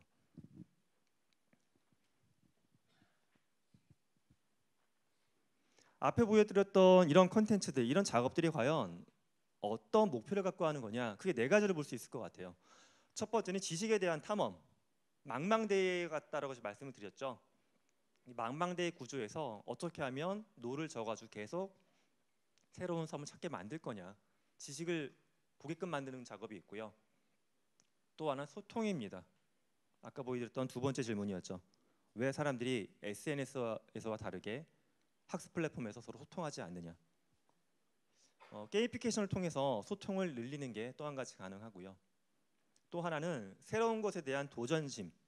이 새로운 것이라는 게 지식도 될 수가 있고 새로운 어떤 작업도 될 수가 있고 새로운 직무가 될 수도 있는데 게이미피케이션 줄 수 있는 가치 중에 하나가 바로 사람들이 도전할 수 있는 용기를 줄 수 있다라고 생각을 합니다.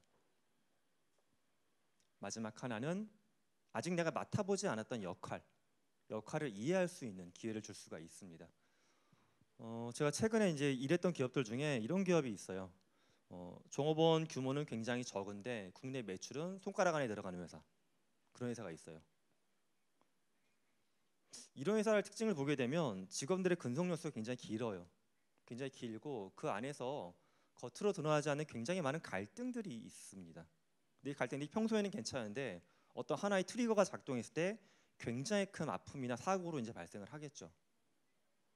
자, 근데 이제 갈등과 관련된 원인을 여러 가지 찾다 보면 갈등의 원인을 과연 강의로 해결할 수 있을까? 강연으로 풀 수 있을까? 그런 조직들을 만나게 됐을 때 가장 많이 하는 접근 중에 하나가 상대의 역할을 체험해 보게끔 만드는 거, 체험해 보게끔. 저 자리에 앉아보라고 하는 거죠. 근데 이제 그게 저는 사실 그 기법은 잘은 모르지만 전통적으로 보게 되면 심리학에서 뭐 연극을 하듯이 이렇게 역할극 같은 걸 하는데 사실 역할극을 하려고 하다 보면 어떻게 보면 좀 더 진행하는 과정에서 교육의 단가 또는 진행 노하우에 따라 좀 어려움이 많이 있더라고요. 그래서 그거를 게임적으로 좀 정형화시켜서 풀 수 있는 것들이 이제 게이미피케이션을 통해서 가능하다라는 게 있습니다. 현재 기업들이 쓰고 있는 컨텐츠는 대략 이런 유형들이 있습니다. 앞서 시 교수님이 보여주셨던 컨텐츠도 보게 되면 세 가지 특성을 다 갖고 있더라고요. 제가 봤더니 보드 게임 컴포넌트 많이 활용을 하시고요. 그 다음에 소프트웨어도 굉장히 효율적으로 잘 쓰고 계시고요. 근데 주로 이렇게 테이블에 앉아가지고 내 것만 보고 있는 게 아니라 교진이란 전체 공간을 놀이터로 만드는 커다란 게임, 빅게임처럼 운영을 하고 계시더라고요. 근데 기업들이 이제 이런 것들 적절히 써가지고 사용을 하고 있습니다. 근데 이제 여기서 작은 오해가 생길 수 있는 부분은 아직 게이미피케이션을 도입하지 않은 기관은 보통 게이미피케이션 도입을 하려고 그러면 어떤 소프트웨어가 꼭 필요하지 않을까라는 생각들을 많이 하세요. 그런데 의외로 아직까지는 소프트웨어를 활용한 게이미피케이션보다는 물리적인 도구를 활용한 교육이 조금 더 많은 게 일반적인 상황입니다. 그 이유는 왜 그러냐 하면요.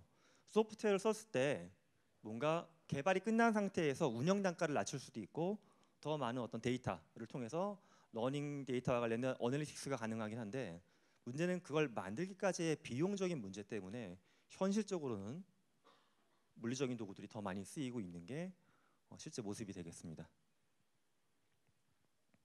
앞으로는 그럼 게이미피케이션이 과연 어떻게 변화해야 될까, 바뀌어야 될까에 대해서 저는 첫 번째는 이겁니다. 저도 뭐 이제 대학에 있는 약간 공공교육을 책임지고 있는 건데 공교육 분야에 게임의 전파 속도가 굉장히 현재 속도가 늦습니다. 뭐 사실 이게 국제 컨퍼런스긴 하지만 한국 분들이 대부분 와 있기 때문에 제가 이 얘기를 드리는 건데 한국이 이 분야에서 현재 굉장히 속도가 현재 늦은 게 현실입니다.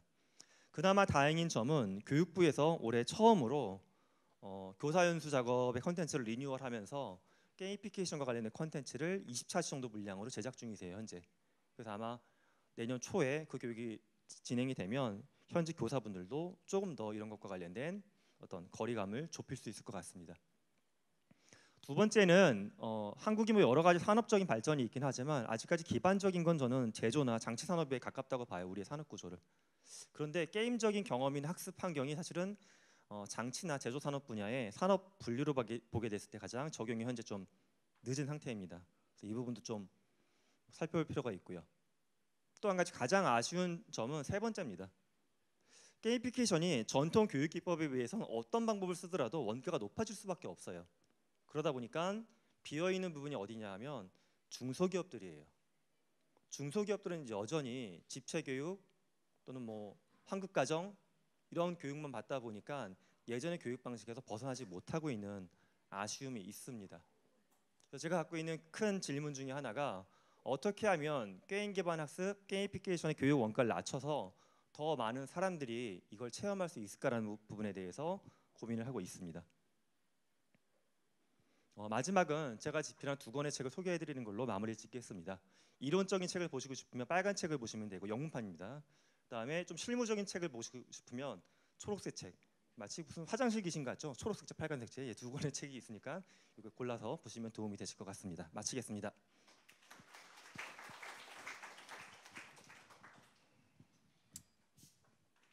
예, 김상기 교수님 감사합니다. 다음은 이제 마지막 발표인데요. 정진환 선생님께서 발표로 이어가도록 하겠습니다. 정진환 선생님께서는 서울대학교 수학교육과 박사과정에 있으며 컴퓨팅 사고를 키우는 코딩 과정에서 학습자들이 수학적 사고력과 문제 해결력 및 다양한 사고 역량을 키울 수 있는지를 연구하고 있습니다. 정진환 선생님 발표 주제는 게임 활용 코딩 교육입니다. 발표를 부탁드리겠습니다. 박수 부탁합니다. 안녕하십니까. 앞에 두 분께서 워낙 전문적인 지식을 가지고 좋은 강연을 해주셔서요.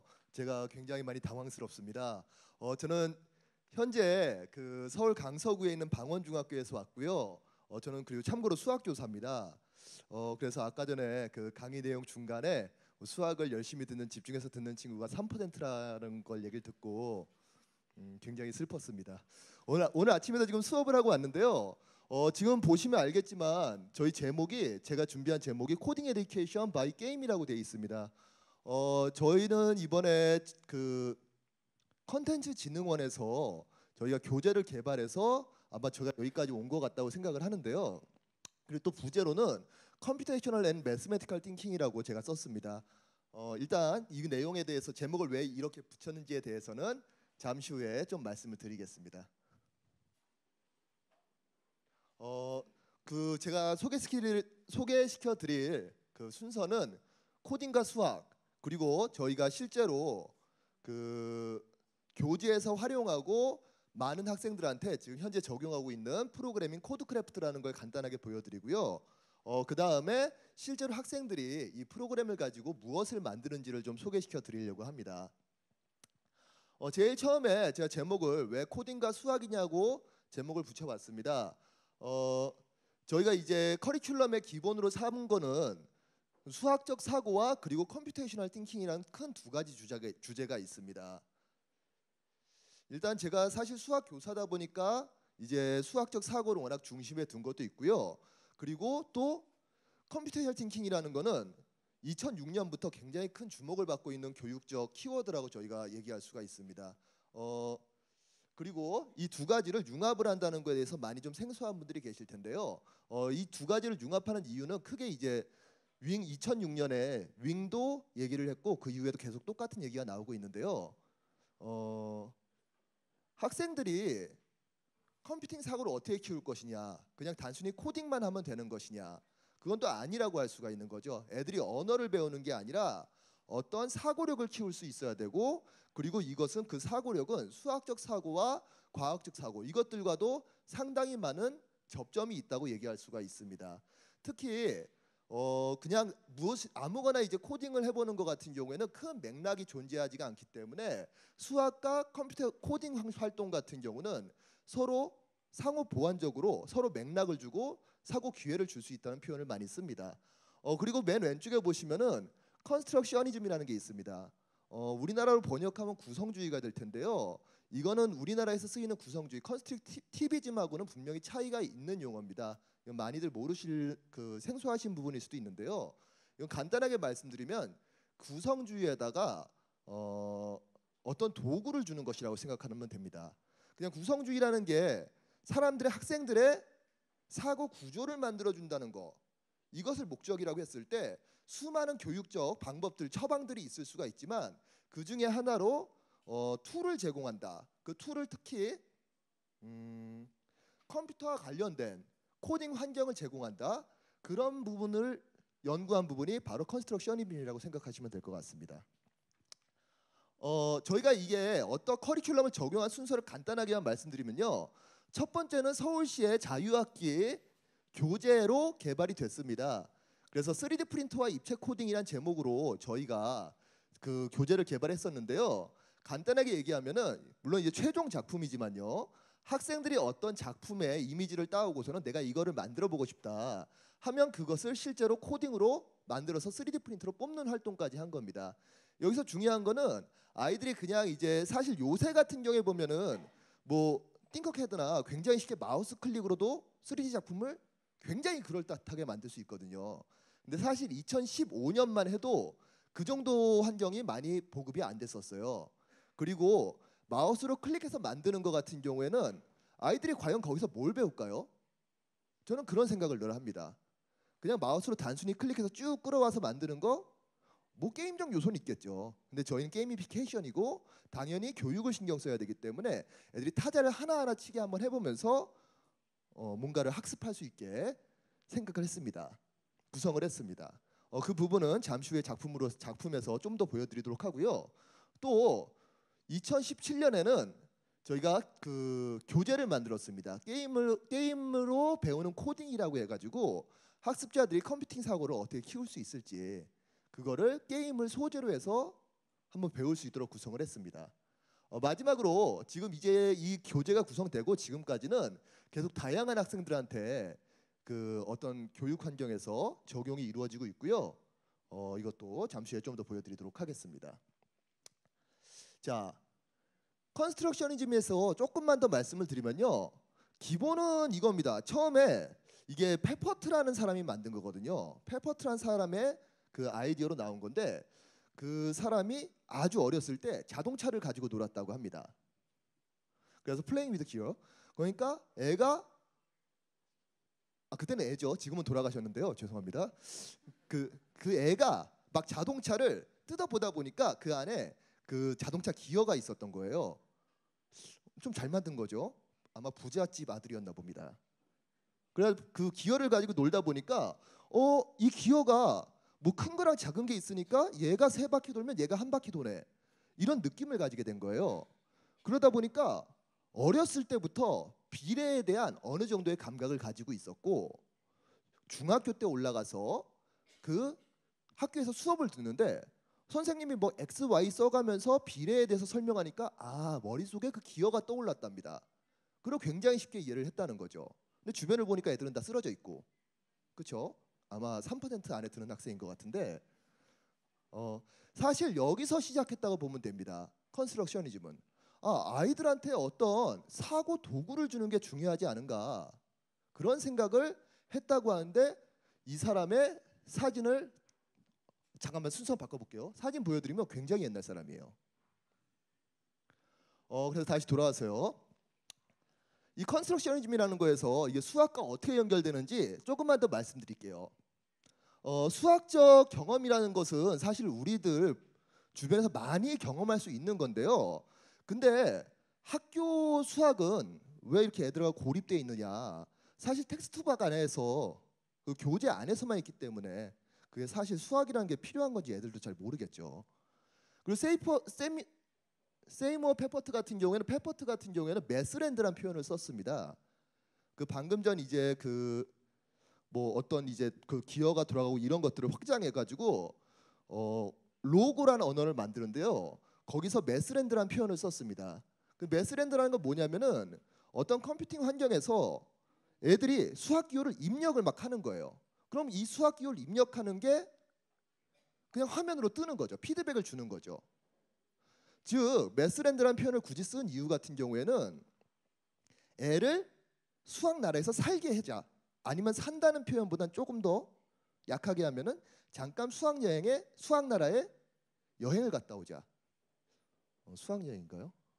자, 수학 나라에 여행을 잠깐 갔다 오자. 죄송합니다.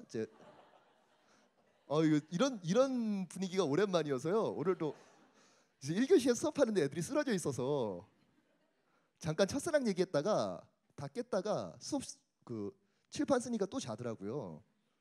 죄송합니다. 어쨌거나 메스랜드라는 건 다시 얘기하지만 중요한 거는 자연스럽게 수학 언어를 쓰는 나라로 여행을 갔다 오자, 그런 얘기를 하는 겁니다. 자, 그런 수학 나라를 크게 얘기하면 마이크로 월드라고도 얘기할 수가 있어요. 정식적 용어입니다. 자, 근데 방금 말씀드렸듯이 페퍼트라는 아저씨는 굉장히 옛날 사람이에요. 혁신적이죠. 사실 그 여기 앞에 있는 게 얘 혹시 어떻게 생겼나요? 지금 뭐처럼 보이나요? 그냥 공 같기도 하고, 그렇죠?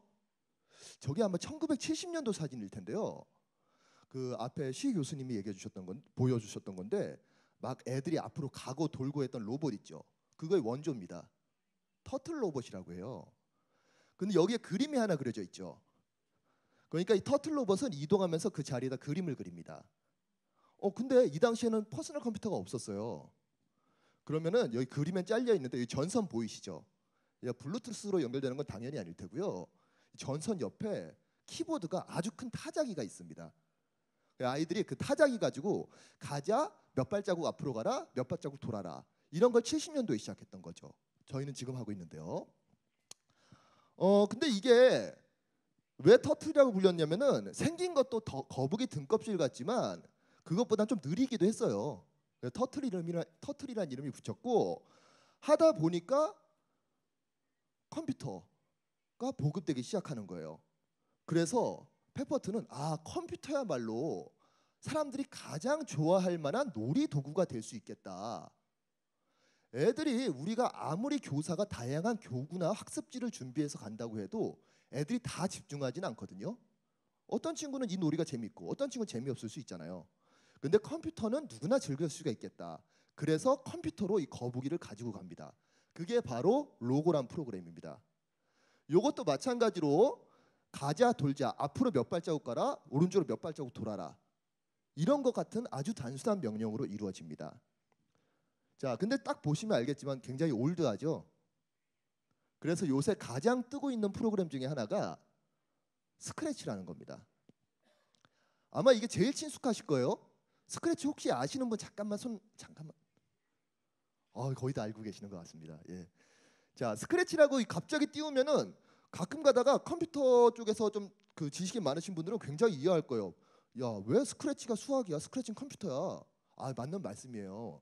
자, 이거 로고도 컴퓨터 아니에요. 수학 아니에요. 컴퓨터예요. 원래 컴퓨터 교육에 쓰던 거예요. 다만 이 사람들이, 연구자들이 컴퓨터 교육으로 막 포문을 쓰고 if문을 쓰다 보니까 애들이 수학도 잘해요. 그거면 충분한 거 아닐까 싶어요. 자, 마찬가지로 이 스크래치란 프로그램, 세계적으로 가장 많이 쓰이는 프로그램을 만든 사람은 MIT의 마이클 레즈닉 교수죠. 그 교수의 스승이 지도 교수가 방금 전 보여드렸던 세이머 페퍼트예요. 같은 둘 다 MIT 교수입니다. 자, 그리고 여기서 또 하나 더 말씀드리면은 이거는 저희가 만든 프로그램입니다. 저희가 자체 개발한 건데 오픈 소스들 프로그램들을 따서 만든 건데요. 정말 안타깝게 키보드가 없어서 실제로 돌아가는 거 못 보여드릴 것 같아요. 그렇지만 저희가 작품 PPT로 보여드리도록 하겠습니다. 실제로 이 해당하는 교재는 컨텐츠진흥원이나 아니면 소프트웨어 중심 사회에서 다운받으실 수 있어요. 그래서 소프트웨어 중심 사회는 그냥 귀가하셔서 네이버에다가 소프트웨어 SW 중심 사회라고 치시면 거기에 교재가 있습니다. 자, 그러면은 여기서 프로그램은 어떻게 보면은 이제 그 스크래치랑 비슷해요. 맨 왼쪽에 학생들은 코드를 입력합니다. 자, 그리고 불났나 봐요. 자, 그리고 아래는 버튼이 있습니다. 자, 버튼은 스타트 버튼, 실행 버튼, 그리고 VR이라고 좀 신기한 게 VR로도 이 화면을 볼 수 있고요. 당연히 저장하고 뭐 그 불러오고 이런 기능들을 가지고 있습니다. 이쪽 화면은 아웃풋 에어리어, 뭔 소리지? 결과창입니다. 이런 식으로 총 3가지로 구성이 되어 있습니다. 아이들이 여기서 뭘 하는지 말씀을 드리면요. 처음부터 조금 많이 어려울 수 있는데 이 코드는 처음엔 애들한테 저희는 그냥 한번 줘봤어요. 그래서 한번 실행해봐라. 그럼 이걸 실행하면 이런 미로가 나오거든요. 이런 미로가 나오면은 애들이 실제로 여기 안에서 이동을 하면서 이 미로를 탈출할 수가 있게 됩니다. 그럼 애들한테 하는 건 뭐냐? 너네가 직접 이 미로를 한번 만들어 보자. 그래서 친구들하고 같이 한번 즐겨보자. 그런 얘기를 하게 되는 거죠. 자, 근데 이 미로를 만들고 하는 거는 제일 처음부터 저거를 딱 주고 게임은 한번 시켜보는데 바로 만들려면 못 만들거든요. 근데 신기하게 애들은 딱 가가지고 첫 시간에 미로를 만들 거다 이런 얘기 하는 것보다 그냥 가가지고 앉혀놓고 여기 홈페이지에 접속을 하거나 하면은 그냥 놀아요. 막 돌아다녀요. 여기서 그냥 이 화면에서 막 애들이 그냥 뛰어다녀요. 그냥 캐릭터. FPS 게임하고 비슷한 거거든요. 저희가 이 제목 자체가 코드크래프트잖아요. 사실 이 코드크래프트는 마인크래프트에서 착안을 한 게 맞습니다. 자, 마인크래프트 같은 경우에는 지금 세계적으로 가장 인기 있는 게임 중에 하나라고 얘기할 수가 있죠. 마인크래프트가 어디 건가요? 이거 오늘 아침에도 느꼈던 반응인데. 마인크래프트 현재로는 마이크로소프트 거죠. 원래는 모장이라는 게임 회사일 건데 그 마이크로소프트에서 그 가능성을 보고 인수를 했다고 보시면 될 것 같아요. 2조 5천억에 어마어마한 가격입니다. 자, 아무튼간에 지금 이 마인크래프트가 그 안드로이드 쪽 시장에서는 그 계속 1위를 하고 있어요. 유료 게임 중에서 제가 볼 때는 몇 년째 하고 있는 것 같아요. 자, 근데 여기서 하고 있는 게 그렇게 대단한 게 어떻게 보면 아니거든요. 애들이 막 돌아다니면서 뭔가를 만들어요. 그리고 뭐 친구들 초대한다거나 뭐 그런 게 있겠죠. 그래서 여기서도 애들이 그냥 막 돌아다니면서 클릭해서 뭔가를 만듭니다. 자, 그 다음에 클릭해서 만드는 게 끝나고 나면은 애들한테는 이제부터 좀 코드를 주기 시작해요. 자, 이렇게 해서 클릭해서 만드는 거 말고 자, 이제 코드를 입력해서 만들어 보자 하면은 애들이 큐브 111, 큐브 112 이런 식으로 해가지고 좌표를 통해서 작품을 만들어 갑니다. 자, 그러면은 그 여기 계신 분들 중에 몇 분은 당황하실 거예요. 클릭이 더 편한데. 자, 애들도 똑같이 얘기합니다. 그래서 저장이 안 되게 만들었어요. 자, 근데 클릭을 해서 아까 말씀드린 것처럼 애들이 게임을 하자는 게 아니라 게임하면서 배우자는 게 저희가 목적이기 때문에 그러면은 이게 그냥 막 클릭해서 하면 애들이 이런 생각을 안 해요. 그럼 애들한테는 어떻게 만드는 게 편할 것인가 이런 것들을 생각해 보게 하는 거죠. 그게 어떻게 보면 절차적 사고고 컴퓨터로 하면 알고리즘이죠. 자, 그래서 실제로 애들이 다양한 자기만의 방법으로 알파벳을 만들어 봅니다. 특히 이거는 저는 애들한테 자신의 이름을 이니셜로 써보라고 많이 해요. 자, 여기까지 하면은 애들이 슬슬 갑자기 흥미를 잃기 시작해요. 자, 이게 선생님이 같이 게임하자고 컴퓨터실로 가자고 하더니 갑자기 수학 공부를 시키네 하면서 굉장히 싫어해요. 자, 근데 그렇게 막 엄청 싫어하진 않아요. 자, 이제 하다 보면 애들이 이제 지루해하기 시작하는 거죠. 지루합니다. 왜?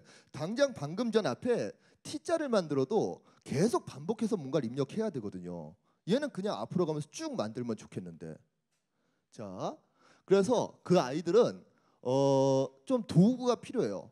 반복되는 큐브를 나타낼 수 있는 도구를 필요로 하게 되고, 그때 우리가 사용하게 되는 게 for문, 반복문이라고 생각하시면 됩니다. 참고로 이걸 말씀 안 드렸는데, 저희는 이제 그 자바스크립트를 기반으로 이 프로그램을 만들었어요. 웹은 요새 다 자바스크립트가 좀 많이 활용된다고 볼 수 있는데, 웹에서는 또 다른 거는 이제 그 교재 중에는 뭐 당연히 파이썬으로 쓴 교재도 있고 스크래치로 쓴 교재들도 있습니다. 자, 다시 돌아와서요. 포문을 쓰게 합니다. 좀 효과적으로 생각하고, 그리고 패턴을 좀 애들이 예측하고 표현할 수 있게 하려는 게 목적이었어요. 패턴, 수학 교육에서 굉장히 중요한 거거든요. 그리고 여기 앱스트랙트라는 걸 하나 썼는데, 압축한다. 압축도 컴퓨팅 사고에서도 중요하고 수학에서도 굉장히 중요한 용어죠. 자, 이걸 어떻게 하느냐? 아이들한테는 이런 식으로 줍니다. 자, 지금부터 좋은 도구를 하나 줄게. 사실 이게 블록 코드로 주어집니다. 근데 여기서 지금 보여드릴 수가 없네요. 자, 그래서 처음 시작하는 것. 자, 처음 시작하는 것의 위치가 애들이 넣으면 나오겠죠. 그리고 끝나는 값. 그리고 증가하는 양. 요 세 가지를 가지고서는 포문이 이루어진다 하면, 이때부터 애들 진짜 신나게 만듭니다. 마이너스 50에서 50까지도 한 줄을 쫙 만들고, 그런 식으로 막 이제 하다 보면은 놀랍게도 한 줄 만드는 거에서 포문을 두 번 써서 두 줄을 만들고, 포문을 겹쳐 써서 벽을 만들고, 별의별 짓을 다 합니다. 자, 재밌는 것 중에 하나가 아이들이 옛날부터 나와 있는 결과인데요. 컴퓨터를 잘한다고 스스로 생각하는 아이들이 보통 수학을 잘합니다. 그거는 굉장히 놀라운, 학술 연구에도 다 나와 있는 거고요. 컴퓨터를 잘한다고 잘하는 게 아니라 컴퓨터를 잘한다고 스스로 생각만 해도 수학을 잘한다고 합니다. 그런 거 아주 놀라운 결과가 있을 정도로 학생들이 뭔가 컴퓨터에 대해서 이 절차적 사고를 할 수 있는 것이 수학에서 굉장히 중요하다고 합니다. 자, 마찬가지로 그 컨디셔널한 큐브를 만들 때, 조건적으로 큐브를 만들 때도 이 부분이 사용이 됩니다. 자, 모든 건 다 큰 맥락 안에서 이루어지신다고 보면 되고요. 이런 식으로 뭐 이 코드를 다 읽으실 필요는 없어요. 이거 애들한테 뭐 15차시 동안 하는 거니까 10101010 이런 데이터 가지고 우리가 처리를 할 때, 데이터를 처리할 때 이 부분이라는 게 굉장히 좋게 활용이 된다. 이런 것들 얘들하고 얘기해 보는 거죠. 자, 마찬가지로 지금 보시면은 다 애들이 게임을, 미로 탈출 게임을 만드는 걸 배경으로 하고 있는데요. 하다 보면 주변에 배경도 좀 꾸며야겠죠. 여기 보시면은 이런 것들은 당연히 포문으로 애들이 만들 테고요. 이런 것들을 할 때 애들이 함수를 사용을 하게 되죠. 함수를. 자, 컴퓨터에서 쓰는 함수는 수학에서 함수랑 굉장히 유사하다고 볼 수가 있습니다. 그래서 예를 들면 틀이라는 것을, 위치 같은 경우를 x, y로 잡았을 때, 그래서 원이라는 그 함수를 애들이 만들었을 때 그것을 내가 불러낼 수 있다. 그것도 불러내는 함수도 포문으로 불러낼 수 있다. 이런 다양한 맥락 속에서 아이들과 같이 학습을 해봅니다. 그렇죠? 자, 시간이 되게 빨리 가네요. 자, 그래서 아이들이 무엇을 만드는가에 대해서 한번 간단하게 좀 소개를 시켜드릴게요. 원래 저희의 첫 번째 목적은 이거였어요. 첫 번째 목적은 애들이 그냥 데이터 같은 경우를, 여기서 이제 잘 코드가 안 보이시겠지만 1과 0으로 구성되어 있는 데이터를 만들어서 if문과 for문을 가지고 1일 때는 큐브를 만들고 0일 땐 큐브를 안 만들어서 이런 미로를 만들어 보게 하는 게 목적이었어요. 그리고 물론 펑션을 이용해서 이런 나무길도 만들 수가 있을 테고요. 아니면은 그냥 포문으로 길도 만들 수 있었을 거예요. 이 친구는 굉장히 열심히 잘 했습니다. 근데 이 되게 신기한 게, 이거는 제가 앞에서 이런 발언을 하면 위험할 수가 있는데요. 학교 현장에 있는 교사로서 느끼는 거는, 사실은 코딩을 남자애들이 더 좋아합니다. 잘한다고 표현은 안 했어요. 제가 그런 얘기 할 사람 아닙니다. 자, 여학생들이 흥미가 좀 떨어집니다. 이거는 제가 하는 얘기가 아니라 세계적으로도 많은 연구가 있습니다. 그래가지고 그 예를 들면 장고걸 프로젝트라든지 별의별 게 다 있어요. 파이썬 같은 경우도 이제 어떻게 가르치면 좋으냐? 해외에서는 이거를 웹사이트 블로그 같이 블로그 형식으로 해가지고 이쁘게 꾸미는 거를 그걸 파이썬 코드로 하게 되면은 아이들이 여자 아이들도 그걸 좋아할 것이다 해서 그런 프로젝트도 실제로 있어요. 자, 근데 여기까지 오게 되면은 자 보십시오. 그래서 조금 이쁘지 않습니까? 여기까지 오게 되면 갑자기 손을 들고 선생님 저도 가르쳐 주세요. 그런 애들이 있어요. 정말 싫어요. 자, 그래도 참 저는 교육자니까 하나하나 가르쳐 주죠. 자, 근데 여기서 재밌는 거 그 얘기를 왜 했느냐? 요거 때문에 한번 보여드리는 거예요. 저는 분명히 애들한테 미로를 만들려고 했거든요. 근데 1과 0, 그 2와 3, 4 색깔을 바꿀 수가 있어요. 이 부분에서 색깔을 바꾼 다음에 애들이 갑자기 픽셀 아트를 하기 시작하더라고요. 이거 그 전까지 몰랐는데 여학생이 한 명이 이거 만든 거예요. 여학생이 그 인터넷에 구글 같은 데다가 픽셀 아트라고 치면은 마블 픽셀 아트 막 이런 식으로 치면 이런 캐릭터가 나와요. 애들은 어디서 알았는지 모르겠는데 그냥 하나 두 개 만들다가 결국에는 여기에 아이언맨, 헐크, 캡틴 아메리칸 칠하다 말았고 토론은 망치만 있네요. 근데 여기 아래는 원래 스파이더맨도 있어요. 지하에.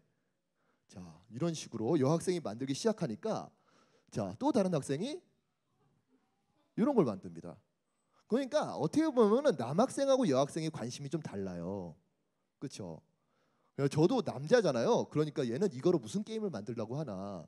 뭐 토로로 눈을 누르면 뭐가 발사되나? 그런 건 아니더라고요. 그냥 만드는 걸 좋아하더라고요. 자, 또 마찬가지로 이거는 이제 그 남학생이 만든 건데 이 친구는 참 그 카메라를 좋아해요. 실제로. 그래서 제가 잘 만든 작품을 3D 프린트로 뽑아준다고 하니까 제일 처음에 카메라를 만든 거예요. 카메라를 만들었는데 보시면은 색깔로 구별이 돼 있잖아요. 색으로 구별되어 있으면 3D 프린터에서 그걸 구현을 못합니다. 3D 프린터가 우리 컬러 프린터처럼 이렇게 쫙 색깔별로 나오는 건 어마어마하게 비싼 거고요. 그건 안 되니까 애한테 얘기를 한 거죠. 자, 이거는 뽑아봤자 안 이쁘다. 그러니까 이거를 앞으로 튀어나오게 해라. 그래서 살짝 튀어나온 거 보이시나요? 그렇죠? 이게 애가 물어본 건 그거예요. 이 친구가 좀 빠른 친구였어요. 그래서 1일 때 큐브를 만들고 0일 때 그냥 비워놔라 해서 테두리를 만들었죠. 그렇죠? 그 다음에 근데 선생님 그럼 어떻게 하면 앞으로 하나 더 나올 수 있습니까? 네가 알아서 해라. 아, 그게 교육 아닙니까? 그렇죠? 네가 알아서 해라. 이러고 가는 거예요. 아무도 못 알아들으시는 건가요? 2일 때는 2칸 올려라. 0과 1로 만들지 말고 2나 3도 입력해라. 4일 땐 4칸 올리고 그걸 한번 해봐라. 했더니 성공한 아주 좋은 작품입니다. 자, 갑자기 퀄리티가 확 올라갔죠. 자, 이게 교사 연수에서 만든 거예요. 자, 그렇죠. 역시 다르죠. 자, 제가 하나 재밌는 거 말씀드리면은 선생님들이 애들보다 못해요. 뭘 못할까요? 게임을 못해요. 정말 못해요. 자, 그래서 아까 말씀드린 것처럼 마인크래프트 환경이잖아요. 그러니까 애들이 WASD로 이동을 합니다. WASD로. 그리고 마우스 키로 이거 휠로 좌우 돕니다. 위아래도 봅니다. 이건 저희 세대만 해도 되게 익숙해요. 근데 40대, 50대 여자 선생님들 같은 경우에 못하세요. 그래서 제가 심지어 어떤 경우가 있냐면은 마우스를 앞으로 하면 애가 고개를 숙이고 마우스를 뒤로 당겨 고개를 드는 거예요. 그러니까 선생님이 계속 땅만 보고 걷고 있더라고요. 그래서 제가 그 선생님한테 뭐라고 했냐면 선생님 제발 마우스 좀 드세요 했더니 마우스를 이렇게 드시더라고요. 좌우전에. 근데 놀라운 게 뭐냐면 퀄리티는 훨씬 높죠. 똑같은 시간을 합니다. 왜냐하면은 애들한테는 아직 패턴을 보는 눈이 성인만큼 구성이 되어 있지가 않아요. 이게 어떻게 보면 교육적 의미를 가진다고 볼 수 있거든요. 패턴을 보고 반복되는 구조를 표현하고 특히 알고리즘을 생각하는 거는 저희 뇌에는 삶의 경험으로 아니면 학습에 의해서 좀 이미 형성이 돼 있어요. 특히 수학 선생님들이 겁나 잘하세요. 포먼 하면은 왜 이걸 이제 가르쳐줬냐 하면서 막 하세요. 자, 그러다 보니까 굉장히 놀라운 작품들이 나옵니다. 이건 피라미드 게임이고요. 안쪽으로 들어가가지고 뭐 버튼을 누르면은 뭐 실제로 함정도 생기고 그런 것들을 구현하고 있습니다. 만약에 그 코딩 쪽 이런 쪽으로 전문적으로 하시는 분들이 계시면은 제가 지금 말하는 게 당연히 구성 가능한 거다라고 파악하실 수 있을 거예요. 자, 그리고 하나 더 보여드리겠습니다. 자, 요것도 마찬가지로 선생님들이 만든 건데 요것도 하늘에서 떨어져서 가면서 여기 보시면은 이 잘 해상도가 떨어지지만 요 파란색들이 다이아몬드 모양이라고 생각하시면 됩니다. 눌러가지고 다이아몬드를 다 획득하면은 게임이 끝나는 그런 형태의 게임입니다. 자, 잠깐만요. 3분이 남았으니까요. 여기까지 해도 될 것 같다고 생각이 들고요.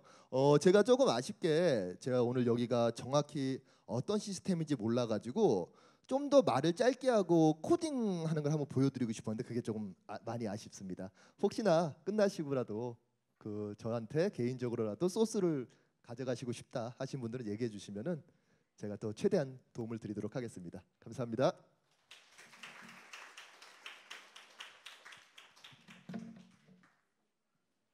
예, 감사합니다. 저희 세션은 이렇게 해서 종료를 했는데요.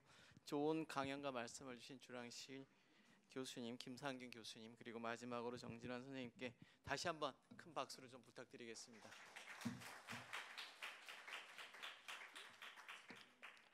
예, 이제 그 Q&A로 올려주시면 참 좋을 것 같은데요. 앞에 발표자분들을 모시도록 하겠습니다. 근데 지금 제가 그 라이브 Q&A를 확인한 바로는 지금 질문이 하나만 올라와 있는데요. 혹시 질문 있으시면 올려주시면 좋겠습니다. 발표자들은 앞으로 좀 나와주시면 좋을 것 같습니다. Have a seat, please.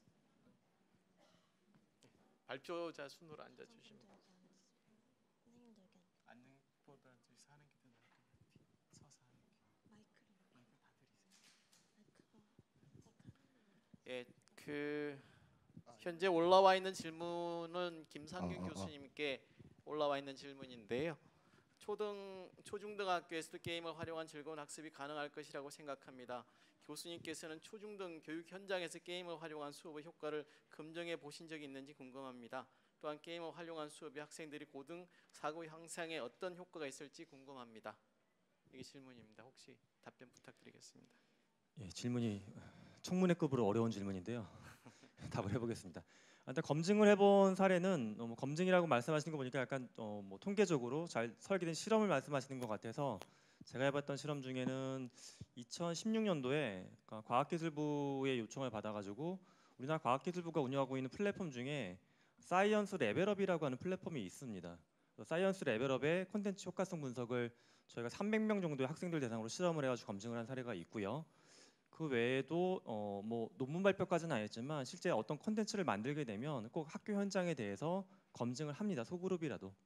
검증을 하면 이제 어떤 효과가 나오냐 하면 가장 큰 효과는 두 가지로 봅니다. 재미하고 의미 측면의 효과인데 재미를 그럼 어떻게 측정할 거냐에 대한 고민거리는 좀 있습니다. 재미를 어떻게 측정할까요? 예능 프로그램 보면 재미있는지 어떻게 뇌를 뭐 스캔하면 될지 사실 가장 중요한 건 표정이에요. 그러니까 보면 압니다. 그냥 재밌는 건. 재미를 숨길 수가 없거든요, 사람이. 또 한 가지 이제 의미에 대한 효과성에 대해선 단기 측정과 장기 측정이 있는데 단기적으로는 일반적으로 뭐 초등학교 현장에서 그 용어를 쓰시는지 모르겠는데 이제 HRD 분야에서는 교육의 ROI 측정을 하시잖아요. ROI 측정하는 기법을 갖고 똑같이 합니다. 근데 이제 제가 좀 한 가지 보는 거는 게이미피케이션이 결국 인간의 행동 전이를 더 장기적으로 추구하는 것이기 때문에 어떻게 하면 교육이 끝난 그 시점이 아니라 장기적인 변화가 발생하는지 측정하는 거냐에 대해서 그 부분이 더 중요하다고 생각을 합니다. 이 정도 말씀드리겠습니다. 감사합니다. 그 주랑시 교수님께 좀 질문이 하나 들어왔는데요. 이게 대만에서 적용이 주로 이루어졌는데 혹시 다른 나라 그리고 우리나라 그러니까 대한민국에서도 적용이 될 수 있는지 말씀해 주시면 좋겠습니다. Yes, we have been to Hong Kong, America, and Japan, and because mainly I have to do it with my team, so language will be the first difficulty.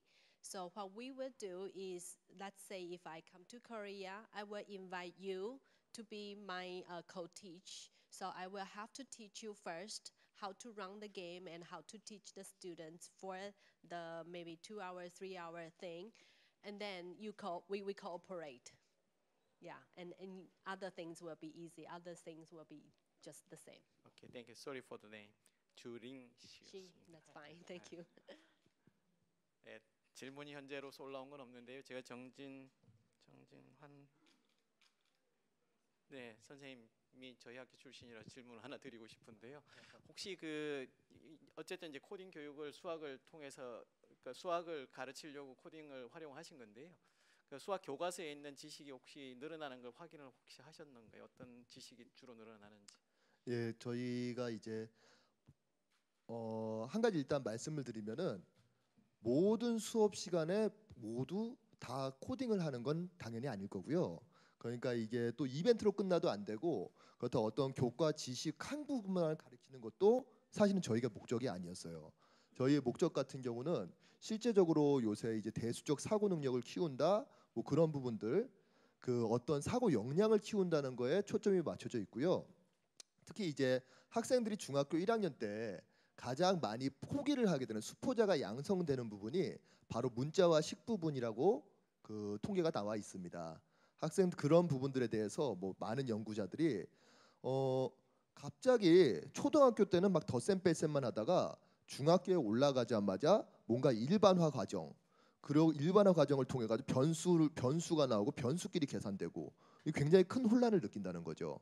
자, 그런 부분에서 방금 보여드렸던 것처럼 패턴을 우리가 찾아 나가고 그거를 뭔가 표현을 하고 어떤 개수를 생각을 해보고 그런 것들을 일반화해서 자연스럽게 변수를 활용해서 n개 뭐 n 플러스 1개, 뭐 n이 뭐 11대, 21대 이런 걸 만들어보는 활동에서 학생들한테 멘탈 툴이 형성이 된다고 저희는 생각을 하고 있고요. 실제로 많은 연구들이 대수 쪽과 코딩 아니면은 또 다른 패턴과 코딩 이런 부분에 대한 굉장히 많은 연구가 현재 이루어지고 있습니다. 네, 감사합니다. 현재 3분 남았는데 혹시 플로어에서 질문 있으시면은 없으신 것 같습니다. 뭐 발표하신 분들 워낙 잘 해주셔서 질문이 없지 않나 싶은데요. 여기까지가 이제 그 게이미피케이션에 관한 내용 중에서 트랙 B4에 관한 발표라고 보시면 될 것 같습니다. 이후에는 20분간 휴식을 가지고요. 3시 40분부터 트랙 B5 고등교육의 새로운 변화와 도전 세션을 진행하도록 하겠습니다. 발표하신 분들 일어나셔서 다시 한번 박수 부탁드리고요. 나가시면 그 로비에는 그 커피와 음료가 준비가 되어 있습니다. 즐기시고 다시 이 자리에 오시면 될 것 같습니다. 감사합니다.